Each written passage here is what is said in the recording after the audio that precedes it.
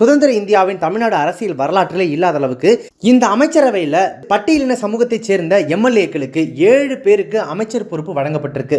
இது ஏதோ பேச்சுக்கு சொல்ற சமூக நீதி இல்லைங்க, நிஜமான அதிகார பகிர்வு. This is a new beginning, a new era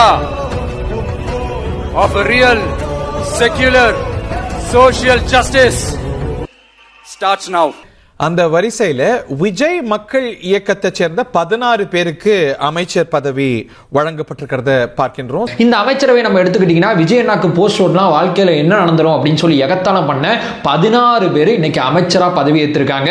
so தான் கூட இருந்த அத்தனை பேரையும் அமைச்சரா பதவி ஏற்று அழகு பார்த்திருக்கார் முதலமைச்சர் விஜய் அவர்கள். எப்படின்னு எங்களுக்கு தெரியாம எப்ப என்ன பண்ண? நம்ம கூட இருக்கிறவங்களை நாம பார்த்துக்கிட்டா நமக்கு மேல இருக்கிறவன் நம்மளை பார்த்துக்குவான்.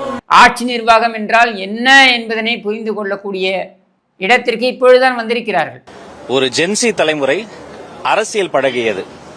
ஒரு ஜென்சி தலைமுறை இன்றிலிருந்து அதிகாரம் பழகப் போகிறது.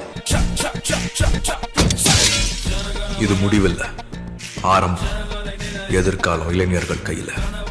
ரெட் அண்ட் பிளாக் அடிச்சு நொறுக்குறான், ஸ்குவாடே க்ளோஸ் பண்றாங்க. அடுத்து அவங்க ஃபேமிலியே இருக்க மாட்டாங்க, அடி நாங்க தான் இங்க.